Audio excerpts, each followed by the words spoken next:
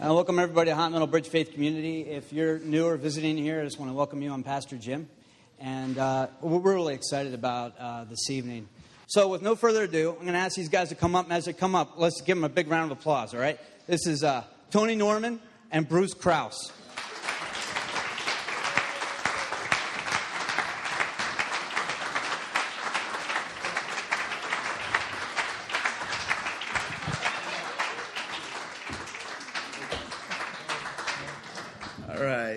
Well, first of all, Bruce, just thanks for coming here and talking with us, talking to us about yourself and your career and the community and how we can be better stewards of our community to actually be involved and engaged.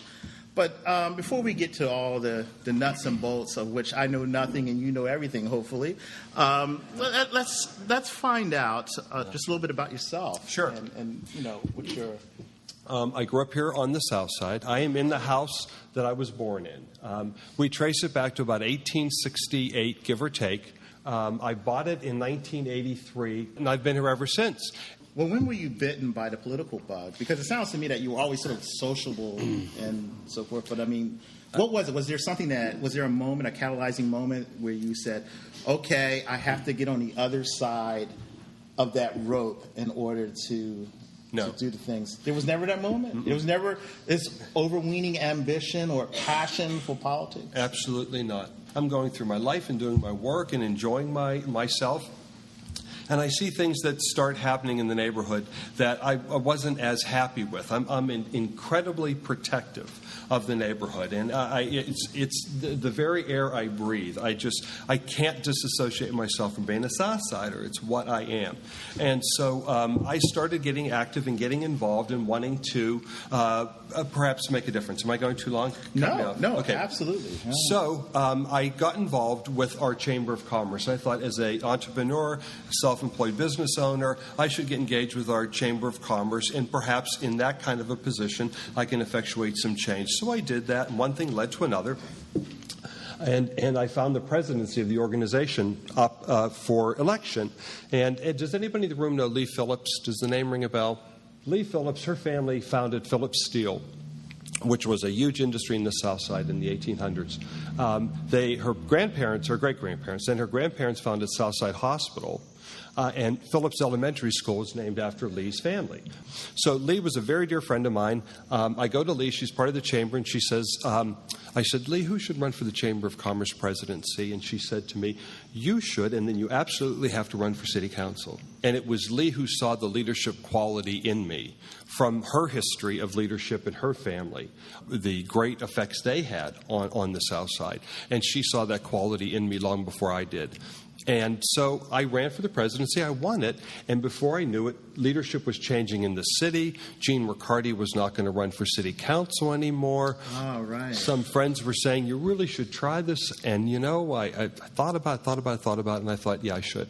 I should go out and do this. You weren't intimidated by the fact that, you know, city councilmen typically come with so much patronage baggage. You know, they have to have the connections. They have to have the agenda from the machine. And they have to be willing to be subservient to it. And that is everything I didn't bring to the system. I was the complete political outsider. You're an innocent. You're a man without original sin when it comes to politics. I don't know, Bruce. Absolutely. But the more I thought about it, the more I thought I was beginning to see change effectuated in my role in the chamber.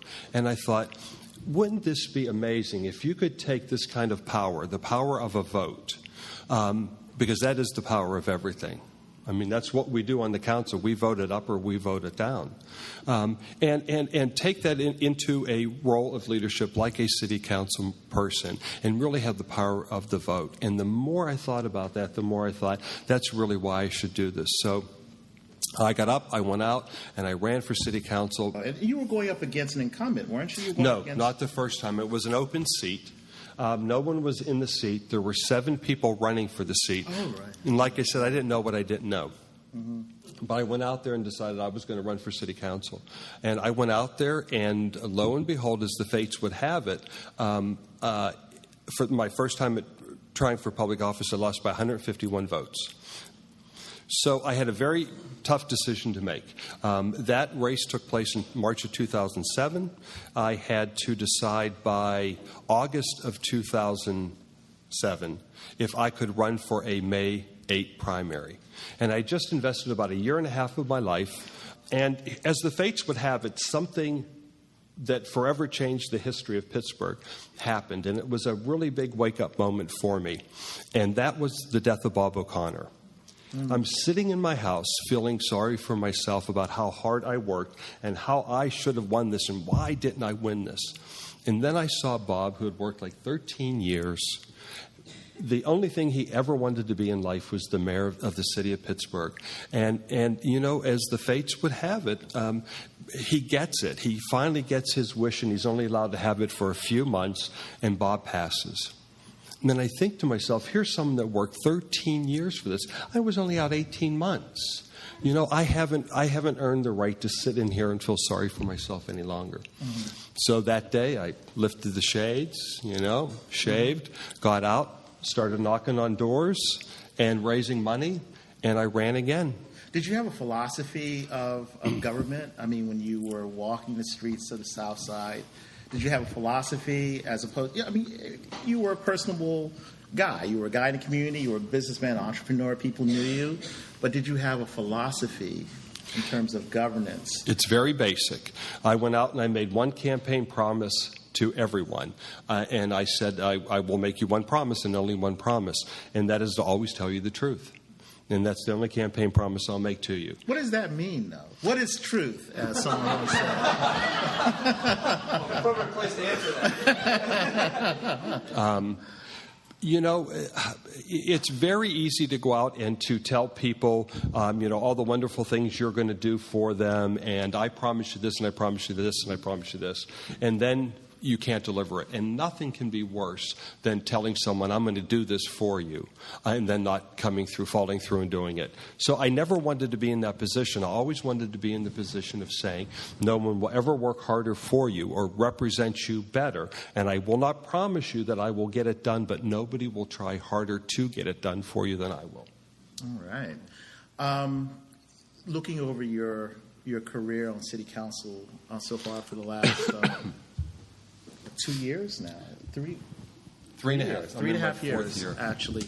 And I was just taking a couple notes this evening, just looking at some of the things, both grand and mundane that you've been involved in. It is quite impressive. Everything from obviously your campaign to clean up the South Side.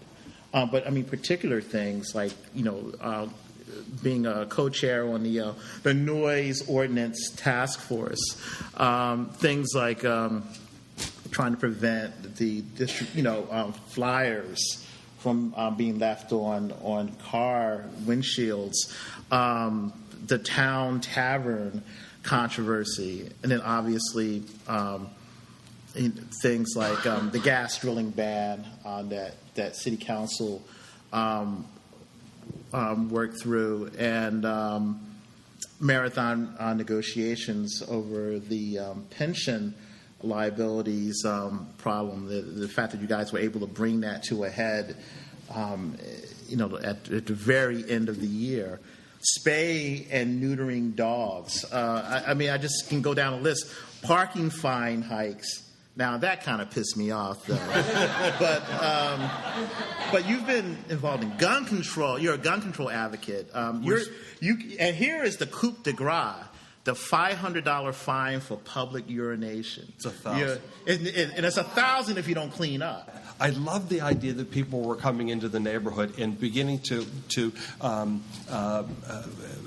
experience and realize the wonders of what the South Side is. But when I began to see the disrespect of people that came in and thought that it was okay to do that, I thought, but wait a second, I don't live in a garbage can. You can't do that. Please put that in a trash receptacle. And I know it's simple, but it really bothered me because I have such a great love for this neighborhood.